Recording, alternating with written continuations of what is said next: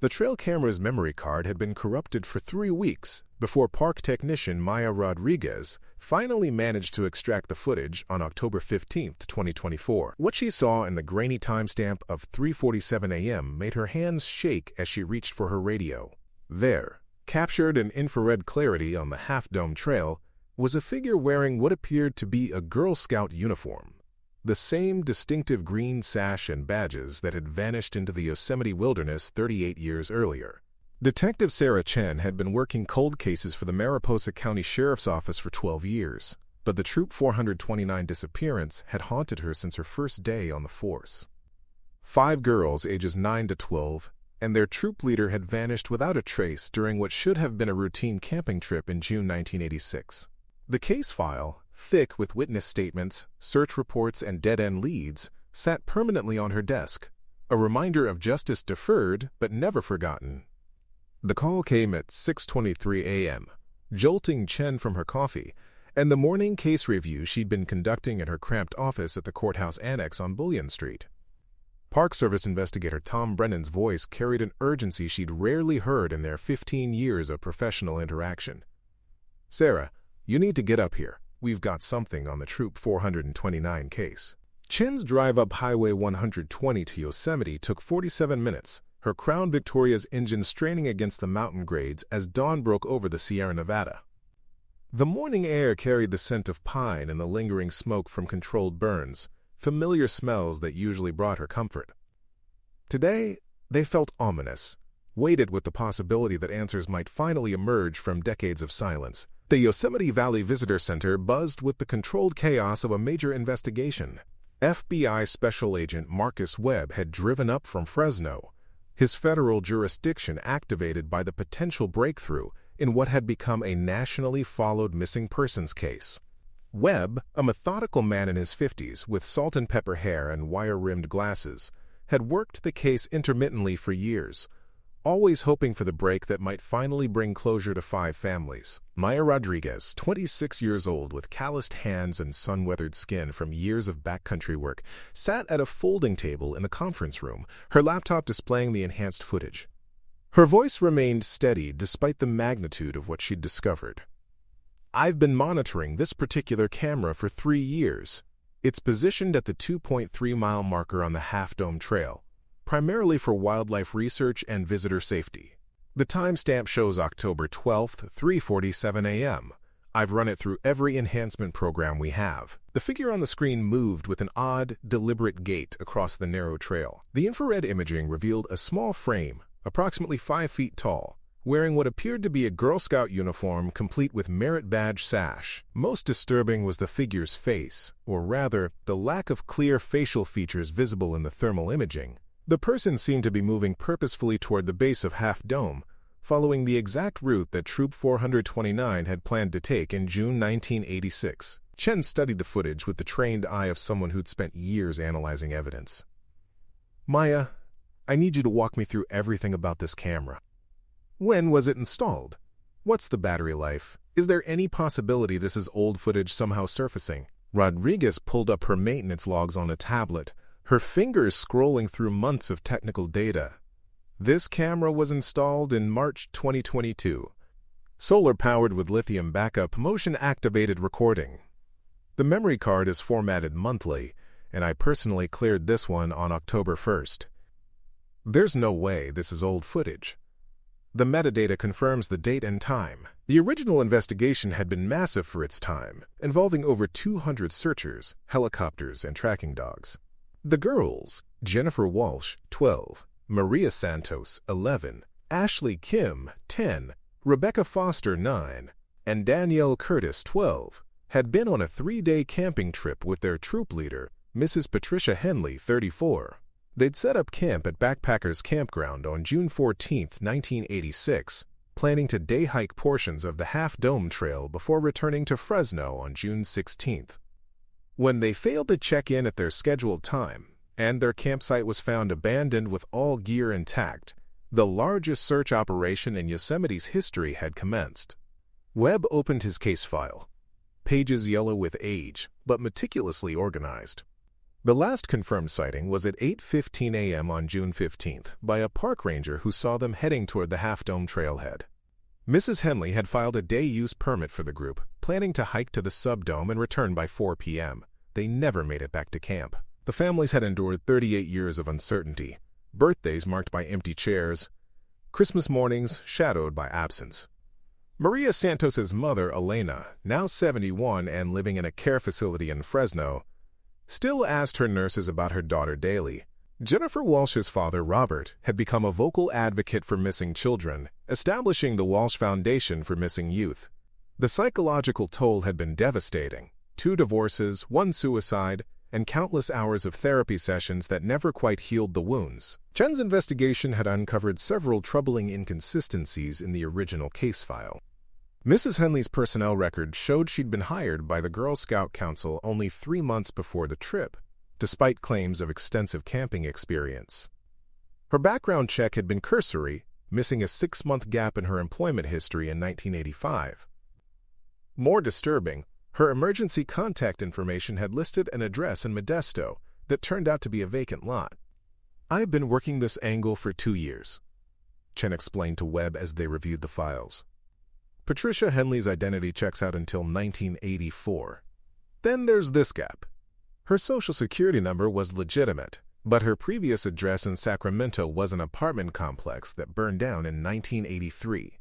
It's like someone created a perfect cover story. The FBI's National Crime Information Center had run Patricia Henley's information through every database available, but the results were frustratingly inconclusive.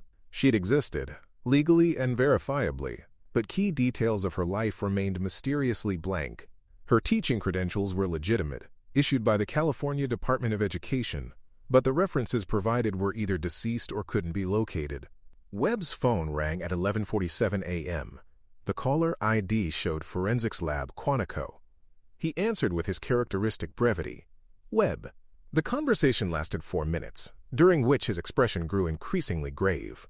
When he hung up, the room fell silent. "We've got a match," Webb announced, his voice carrying the weight of decades-old tragedy. Facial recognition software comparing the trail camera footage with age progression photos of the missing girls. The system shows an 87% probability match with Jennifer Walsh. The implication sent a chill through the room. Jennifer Walsh would be 50 years old now, not the child-sized figure captured on the trail camera. Either the technology was experiencing a catastrophic error, or something far more sinister was at play in the Yosemite wilderness. Chen's mind raced through possibilities, each more disturbing than the last. We need to consider that this could be someone intentionally wearing a Girl Scout uniform, possibly trying to recreate the disappearance or send some kind of message.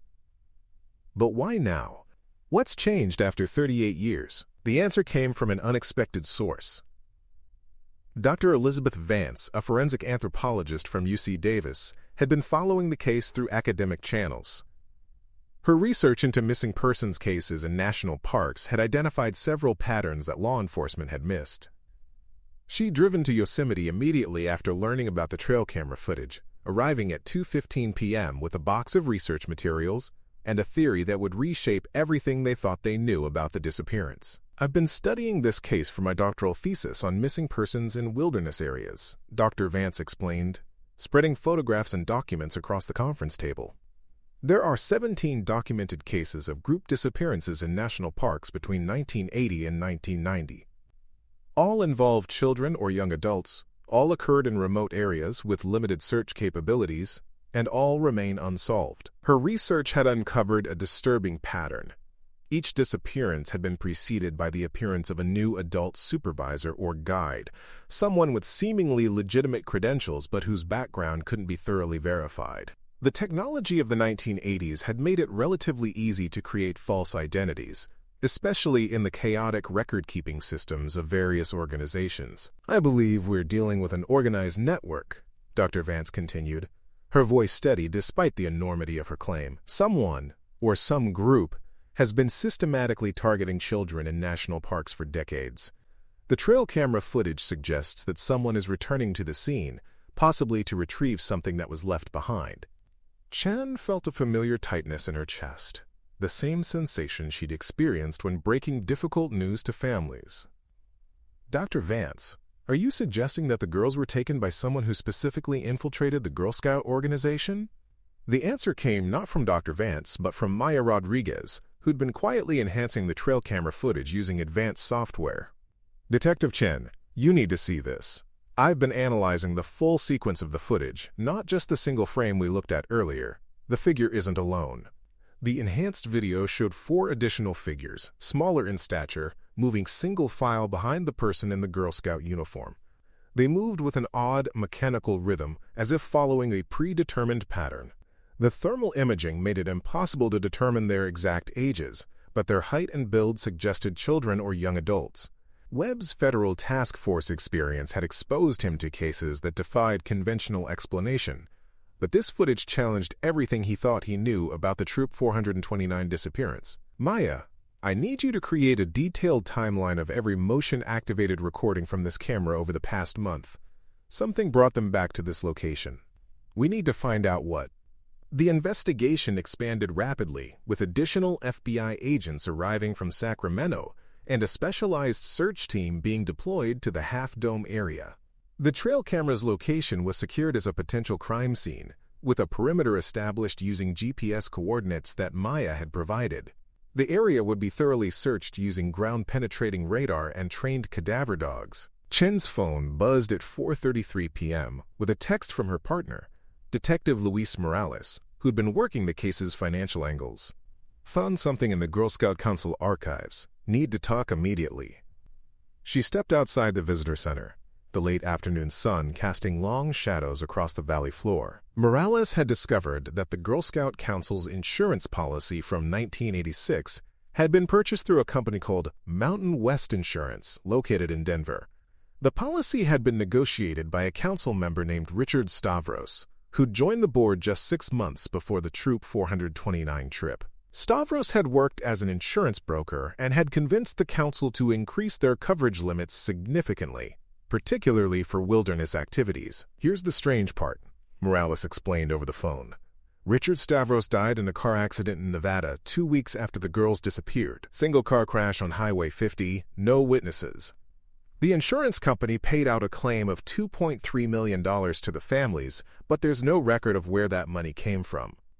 Mountain West Insurance was a shell company that dissolved in 1987. The financial trail led to a network of offshore accounts and shell companies that had been created specifically to support what appeared to be a sophisticated operation. Someone with considerable resources and planning had orchestrated not just the disappearance, but an entire insurance fraud scheme designed to provide financial compensation to the families while covering up the true nature of what had happened.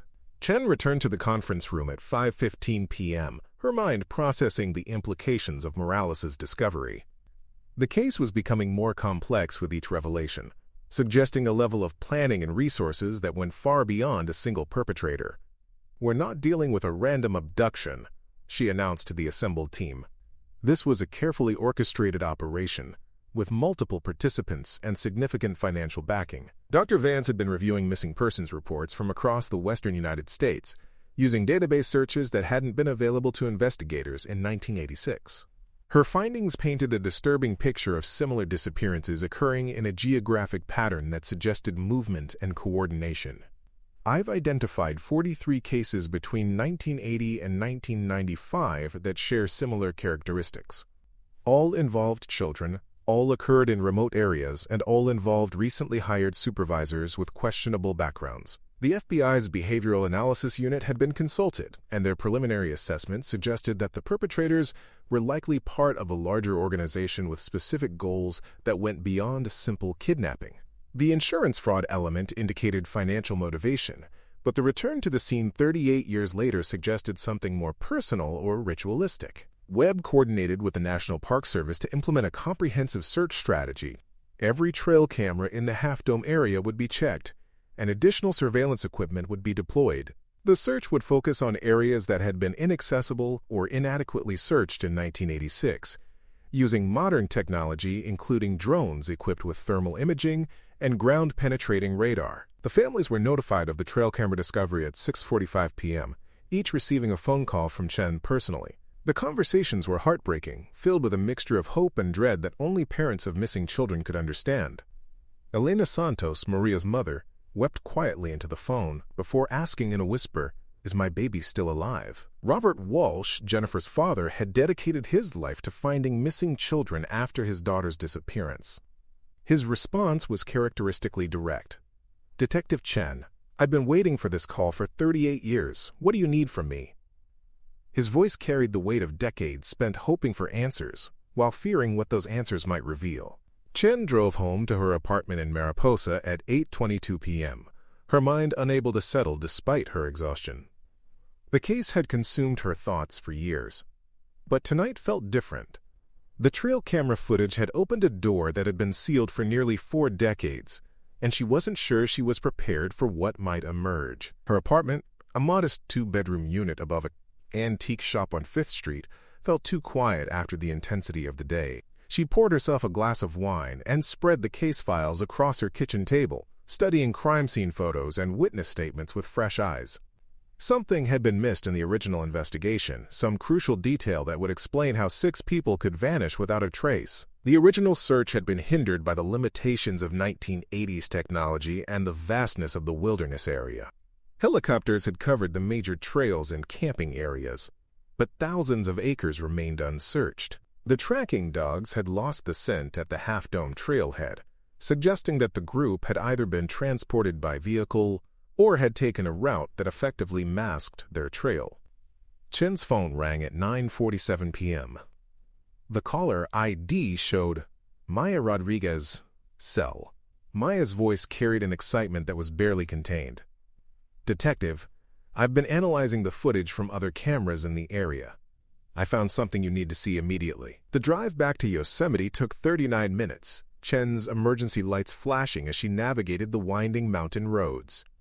Maya was waiting in the visitor center's tech room, her laptop displaying a grid of video feeds from multiple trail cameras throughout the park. The timestamp showed October 12th, 4:23 a.m., 36 minutes after the original sighting. "I've been checking every camera in a 5-mile radius," Maya explained, her fingers dancing across the keyboard.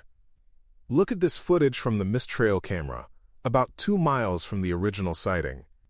The screen showed the same group of 5 figures, but now they were moving in the opposite direction, heading toward the valley floor. More disturbing, they appeared to be carrying something large and rectangular, possibly a box or container. The enhanced footage revealed additional details that sent chills through Chen's investigative instincts. The figures moved with purpose and familiarity, suggesting intimate knowledge of the terrain. They avoided the main trail, instead following a route that would minimize their exposure to other hikers or park personnel. This wasn't random behavior, it was the execution of a carefully planned operation. Webb arrived at 10:31 p.m., having driven from his hotel in El Portal. The federal investigation was expanding rapidly, with additional resources being allocated from the FBI's Sacramento field office. The trail camera footage had elevated the case from a cold missing persons investigation to a potential ongoing criminal enterprise. "I've been in contact with Interpol," Webb announced, his voice reflecting the gravity of the situation.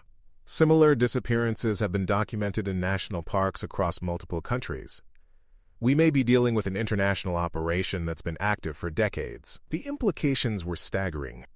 If Dr. Vance's research was accurate, and if the trail camera footage represented ongoing activity, then the Troop 429 disappearance was part of a much larger pattern of crimes that had been operating undetected for nearly half a century.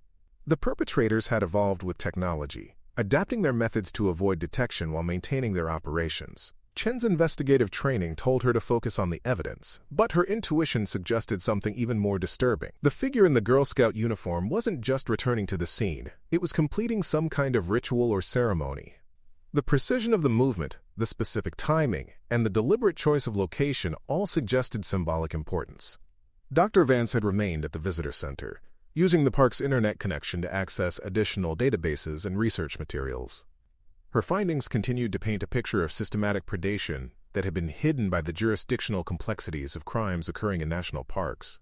"I've identified what appears to be a signature pattern," she explained, showing Chen a map dotted with incident locations.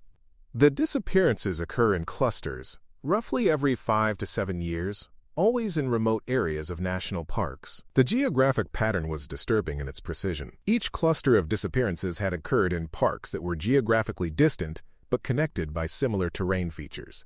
Remote wilderness areas with limited search capabilities and complex jurisdictional boundaries. The perpetrators had exploited the gaps in law enforcement coverage that existed in the vast wilderness areas of the American West. Maya's technical expertise had become crucial to the investigation.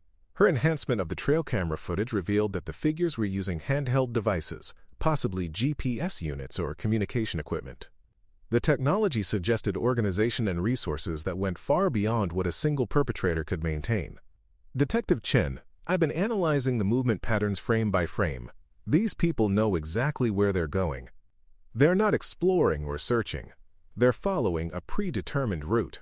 The search team deployed at dawn on October 16th, using coordinates derived from the trail camera footage to focus their efforts. The team included FBI agents, park rangers, search and rescue specialists, and forensic technicians equipped with the latest ground-penetrating radar and thermal imaging equipment. They would methodically search every square foot of the area where the figures had been observed. Chen accompanied the search team, her experience in evidence collection crucial to ensuring that any discoveries would be properly documented and preserved. The Half-Dome Trail at 6 a.m. was shrouded in morning mist, the silence broken only by the sound of boots on granite and the occasional radio chatter from the search coordinators. The first significant discovery came at 8:47 a.m. when a forensic technician using ground-penetrating radar detected an anomaly approximately 50 feet from the main trail. The radar indicated a rectangular void roughly 6 feet long and 3 feet wide, buried about 4 feet underground. The positioning matched the route that the figures had taken in the trail camera footage. Excavation began immediately, with forensic archaeologists carefully removing layers of soil and rock. The work was methodical and painstaking, each layer photographed and documented before being removed. Chen watched the process with growing tension, knowing that whatever lay beneath the surface would likely answer questions that had tormented 5 families for 38 years. The box emerged at 11:23 a.m., a metal container approximately the size of a large footlocker, showing signs of weathering but still structurally intact. The exterior was unmarked except for a series of numbers etched into the metal, 429 to 86J. The significance was immediately apparent.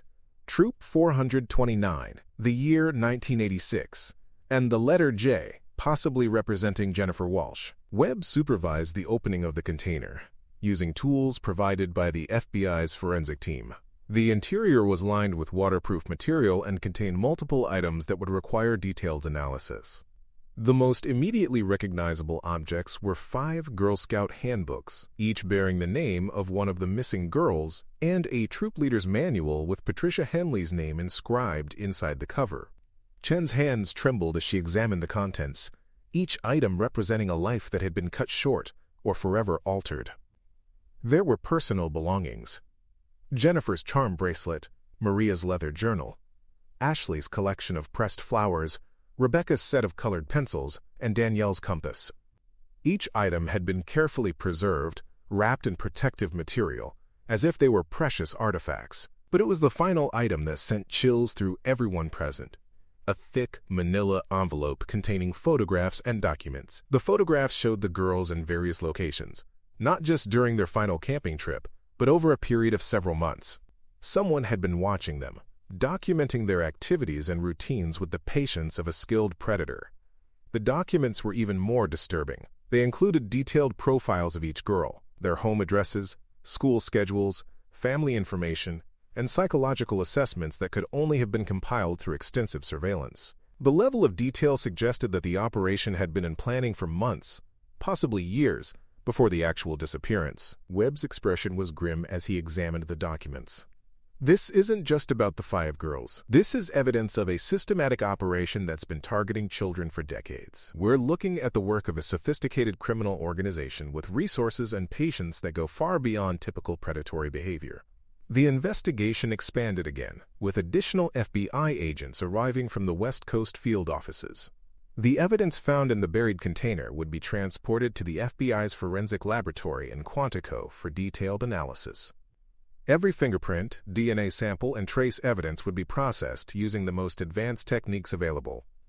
Chen's phone buzzed at 2:15 p.m. with a call from the Mariposa County Coroner's Office. The caller was Dr. Patricia Reyes, who'd been following the case developments through official channels. Detective Chen, I've been reviewing the autopsy records from 1986, specifically the remains that were found in 1987 and identified as belonging to the missing girls. I need to discuss some discrepancies that I've discovered. The drive to the coroner's office took 23 minutes, Chen's mind racing through the implications of Dr. Reyes's call.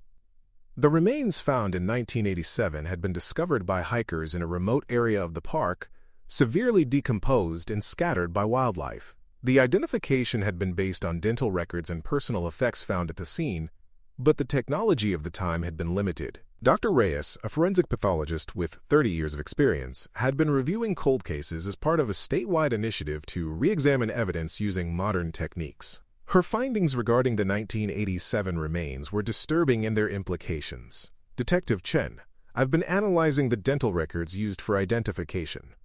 The remains found in 1987 were identified using dental charts that don't match the girls' actual dental records from their family dentists. The revelation was staggering. If the remains found in 1987 weren't actually those of the missing girls, then the case had been prematurely closed based on fraudulent evidence. Someone had deliberately planted false remains to end the investigation and convince the families that their children were dead. Dr. Reyes, are you saying that the girls might still be alive? Chen asked, her voice barely above a whisper. I'm saying that the evidence used to declare them dead was falsified. Whether they're still alive is a question that only further investigation can answer, but the families deserve to know that their children weren't found in 1987, despite what they were told. Chen's mind reeled with the implications. The trail camera footage showing a figure in a Girl Scout uniform suddenly took on a different significance. If the girls had survived the initial disappearance, the figure could be one of them, now an adult, returning to the scene for reasons that could only be speculated about. The drive back to Yosemite was a blur of scenarios and possibilities. Chen's phone rang continuously with updates from the search team, lab results from the evidence analysis, and calls from family members who'd heard about the day's discoveries through news reports. The case that had consumed her professional life was finally yielding answers, but each revelation raised more questions than it resolved. Webb met her at the visitor center at 4:47 p.m., his expression reflecting the weight of the day's discoveries. Sarah, we've got preliminary results from the forensic analysis of the container contents. The DNA evidence is going to change everything we thought we knew about this case. The forensic analysis had revealed DNA samples from multiple individuals, not just the 5 missing girls. The evidence suggested that the container had been handled by at least 8 different people over the years, indicating that the operation was larger and more complex than initially believed. Most significantly, the DNA analysis had identified genetic markers that matched samples from other unsolved missing persons cases across the western United States. We're dealing with a network, Webb continued, his voice carrying the authority of someone who'd spent decades investigating organized crime. The DNA evidence links this case to at least 12 other disappearances spanning from 1978 to 1994. We're looking at a criminal organization that's been operating for at least 16 years, possibly longer. The implications were staggering. The FBI's investigation would need to expand to include cases from multiple states and potentially international jurisdictions. The trail camera footage had opened a window into a criminal operation that had been operating in the shadows for nearly half a century. Chen's phone rang at 6:33 p.m. with a call from Elena Santos, Maria's mother. Elena's voice was weak but determined. Detective Chen, I saw the news reports about what you found today. I need to know, is there a chance my daughter is still alive? The question that Chen had been dreading was asked with such direct simplicity that it cut through all the investigative complexity and reminded her why she'd dedicated her career to seeking justice for the missing. Mrs. Santos, I honestly don't know. But what I can tell you is that we're going to find out. We're going to find the truth, whatever it is. The conversation lasted 18 minutes, during which Elena shared memories of Maria that she'd never told investigators before. Small details that seemed insignificant at the time but now might be crucial to understanding what had happened. Maria had been afraid of heights. which made the choice of Half Dome for their hiking destination seem odd. She'd also mentioned a nice man who'd been asking questions about their troop activities at school. Webb's federal resources allowed for a level of investigation that local law enforcement couldn't provide. The FBI's National Center for Missing and Exploited Children was consulted, and their database searches revealed additional cases that shared similar characteristics. The pattern was becoming clear. The perpetrators had been systematically targeting children's organizations, using adult supervisors with fabricated credentials to gain access to potential victims. The evening briefing at 7:15 p.m. brought together all the investigative elements that had been developing throughout the day. The conference room was filled with federal agents, local law enforcement, forensic specialists, and academic experts who'd been consulted on various aspects of the case. The sheer scope of the investigation was unprecedented in the region's history. Dr. Vance presented her analysis of the overall pattern of disappearances, using maps and timelines to illustrate how the criminal organization had operated across multiple states and decades. The sophistication of this operation suggests that we're dealing with individuals who have extensive resources, possibly including government or military training. The ability to create false identities, manipulate insurance systems, and operate across jurisdictional boundaries indicates a level of organization that goes far beyond typical criminal activity. Maya Rodriguez had continued her analysis of the trail camera footage, using advanced enhancement techniques to extract additional details from the infrared recordings. Her findings suggested that the figures were using military-style night vision equipment and following routes that had been carefully planned to avoid detection. The movement patterns are consistent with individuals who have extensive knowledge of the terrain and professional training in wilderness navigation. The search team's work had expanded to include a broader area around the Half Dome Trail, using the trail camera footage to identify potential routes that the figures might have taken. Additional buried containers had been discovered, each containing evidence that linked the case to other disappearances across the western United States. Chen's analysis of the financial records had revealed a complex network of shell companies and offshore accounts that had been used to fund the operation. The insurance fraud connected to the original disappearance was just one element of a larger financial scheme that had generated millions of dollars over the years. The money had been used to support the operation's expansion and to ensure that the perpetrators remained undetected. Webb's coordination with international law enforcement agencies had revealed similar patterns of disappearances in national parks across Canada, Australia, and several European countries. The operation appeared to be international in scope, with the American cases being just one component of a global network. The evening concluded with a press conference at 9 p.m., where Webb provided carefully worded updates to the media while avoiding details that might compromise the ongoing investigation. The families of the missing girls were present, their faces reflecting the complex emotions of hope, fear, and exhaustion that had defined their lives for 38 years. Robert Walsh spoke on behalf of the families, his voice steady despite the emotional weight of the moment. "We've waited 38 years for answers. Today we're finally getting them. We want to thank everyone who's working on this case, and we want the people responsible to know that we've never given up, and we never will."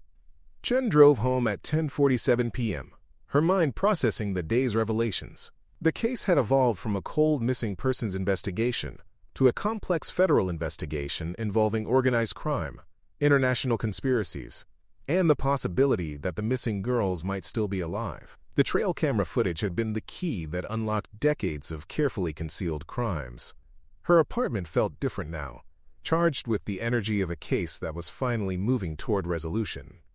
She spread the updated case files across her kitchen table, studying the new evidence with fresh eyes. The photographs from the buried container told a story of careful planning and patient predation that was disturbing in its clinical precision. The phone rang at 11:23 p.m. with a call from her partner, Detective Morales. "Sarah, I've been working the financial angle all day. I found something that's going to change everything. The insurance company that paid out the claims in 1986? It was owned by a subsidiary of a company that's been linked to human trafficking operations across 3 continents. The revelation connected the Troop 429 case to international criminal organizations that had been operating for decades. The insurance fraud wasn't just about money. It was about creating a cover story that would end the investigation and allow the perpetrators to continue their operations without interference. Chen's sleep was fitful, filled with dreams of children lost in wilderness areas and figures moving through darkness with purposeful intent. She woke at 5:47 a.m. to her phone ringing with updates from the overnight search teams. Additional evidence had been found, including personal effects from missing children dating back to the 1970s. The investigation on October 17th began with a coordinated search of multiple locations across the Sierra Nevada, using intelligence developed from the previous day's discoveries. The FBI had mobilized resources from across the western United States, turning the search into one of the largest law enforcement operations in the region's history. Chen joined the search team at the coordinates where the trail camera had recorded the figures.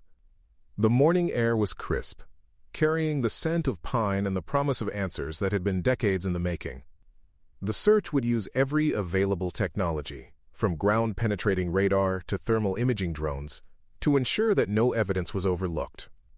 The breakthrough came at 1:47 p.m. when a cadaver dog alerted to a location approximately 200 yards from the Half Dome Trail.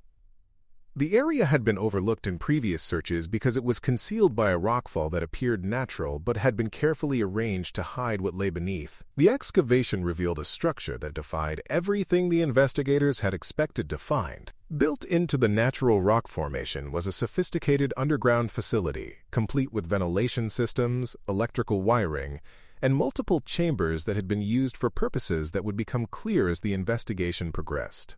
Chen descended into the facility at 3:15 p.m., her flashlight beam revealing a complex of rooms that had been constructed with professional precision. The main chamber contained sophisticated communication equipment, computers, and filing systems that documented decades of criminal activity. The level of organization was staggering, suggesting that the operation had been run with corporate-level efficiency. The most disturbing discovery was a room containing personal effects from dozens of missing children, each item carefully cataloged and preserved. The collection dated back to the 1970s and included belongings from cases that had never been connected to the Troop 429 disappearance. The scope of the operation was far larger than anyone had imagined. Webb's analysis of the communication equipment revealed that the facility had been in contact with similar operations across multiple countries. The network had been coordinating activities on an international scale, using sophisticated encryption and communication protocols that had kept their operations hidden from law enforcement for decades. The computer systems contained detailed records of the organization's activities, including financial transactions, operational plans, and personnel records. The information would take months to fully analyze, but the initial findings suggested that the operation had been responsible for hundreds of disappearances across multiple continents.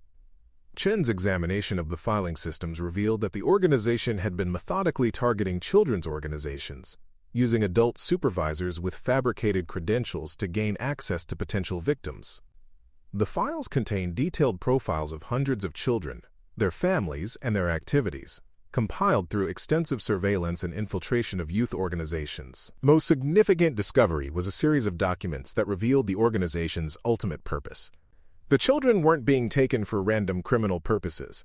They were being systematically removed from their families and communities as part of a larger social experiment designed to create a generation of individuals who could be controlled and manipulated for political and economic purposes. The revelation was staggering in its implications. The missing children had been subjected to psychological conditioning and training designed to create loyal operatives who could be deployed for various purposes.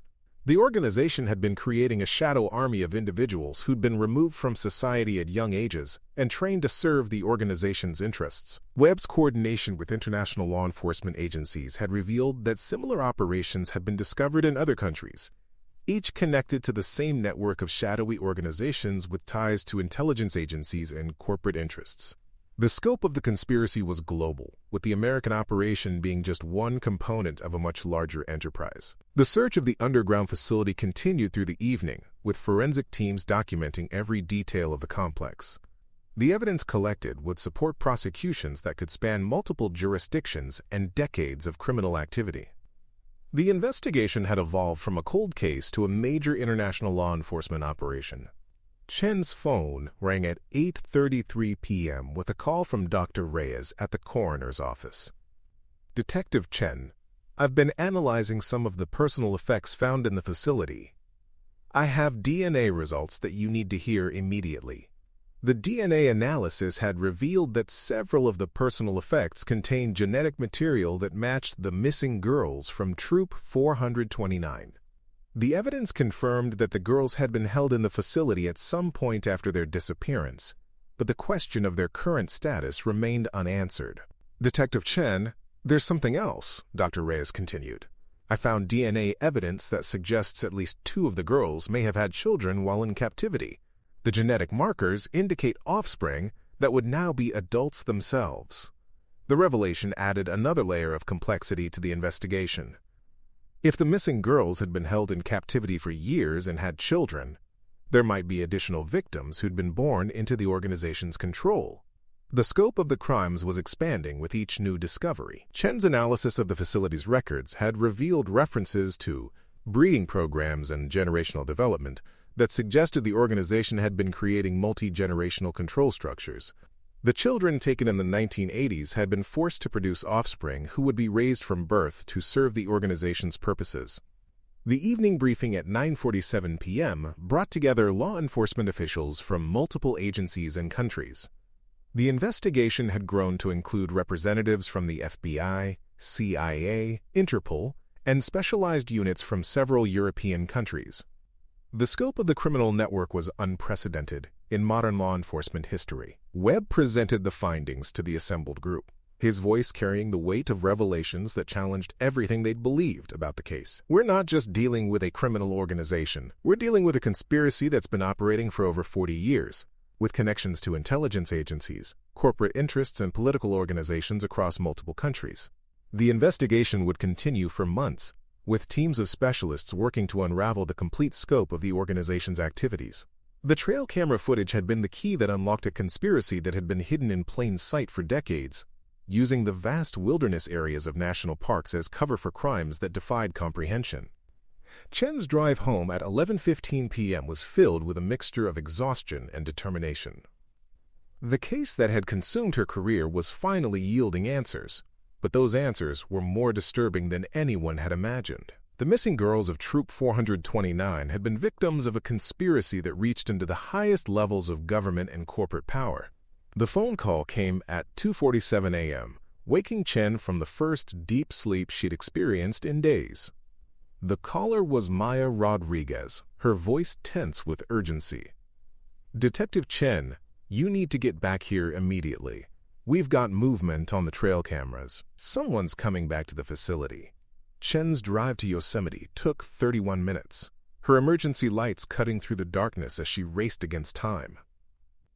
The trail camera footage showed 3 figures moving toward the hidden facility, their movements suggesting familiarity with the terrain and the location of the entrance. The FBI's tactical team was already in position when Chen arrived, using night vision equipment to monitor the approach to the facility.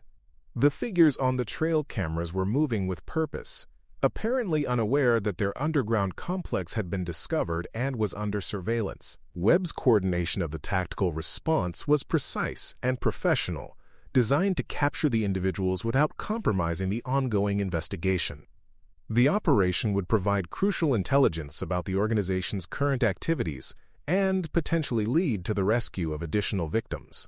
The confrontation occurred at 4:23 a.m., when the 3 figures attempted to enter the facility and found it secured by law enforcement.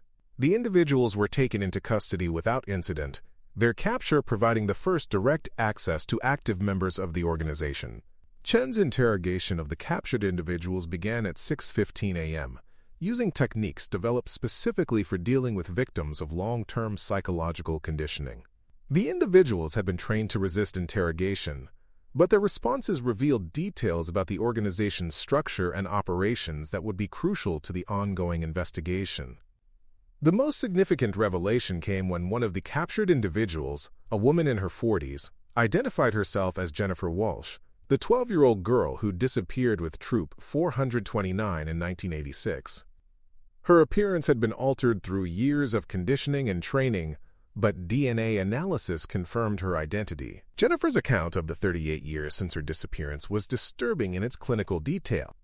She and the other girls had been held in various facilities across the country, subjected to psychological conditioning designed to create loyal operatives for the organization. They'd been trained in surveillance, infiltration, and various skills that would make them valuable to the organization's activities. The other missing girls had been assigned to different facilities and operations, their lives carefully controlled and monitored by the organization. Some had been used for breeding programs, forced to produce children who would be raised from birth to serve the organization's purposes. Others had been trained as operatives and deployed to infiltrate various organizations and institutions.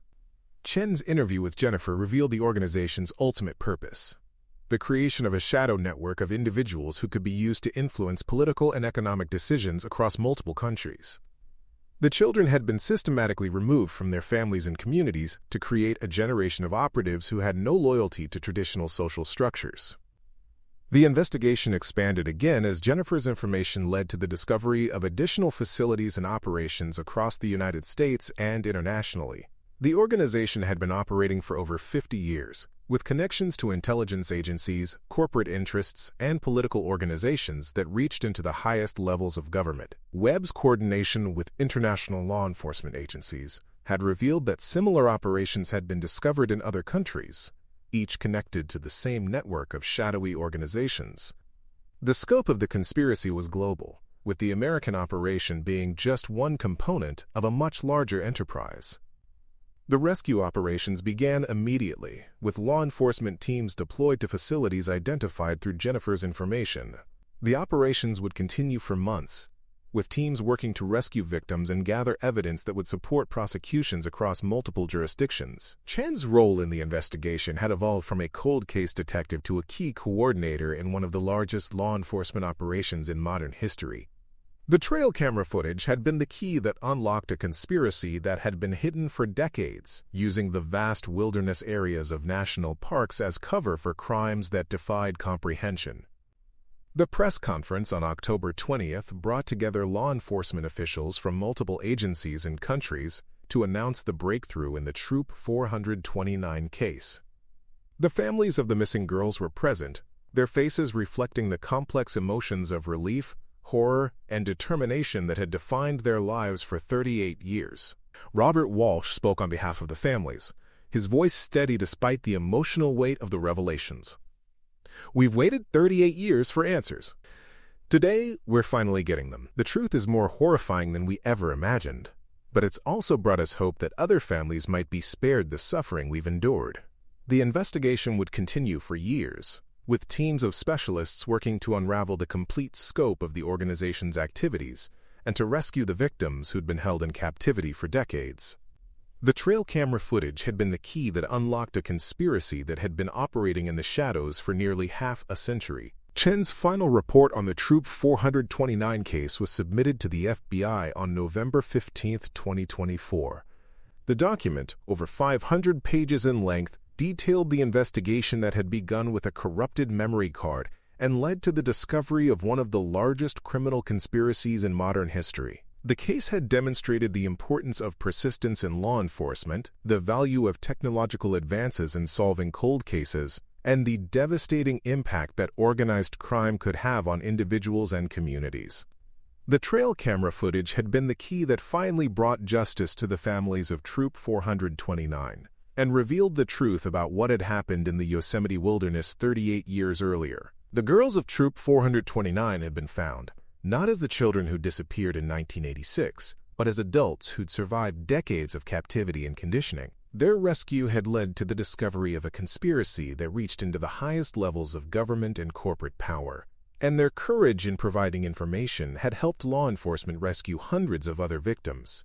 The investigation had changed everything about how law enforcement approached missing persons cases, particularly those involving children.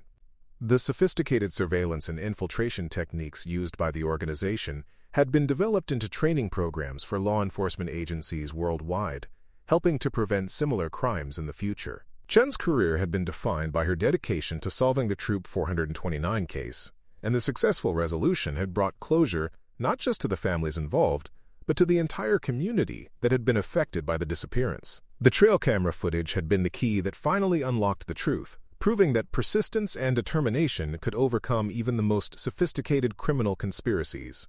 The legacy of the Troop 429 case would continue to influence law enforcement for generations, serving as a reminder that no case is ever truly cold, and that justice, no matter how long delayed, can still be achieved. The girls who'd vanished in the Yosemite wilderness had finally been found, and their story had helped to rescue countless others from similar fates.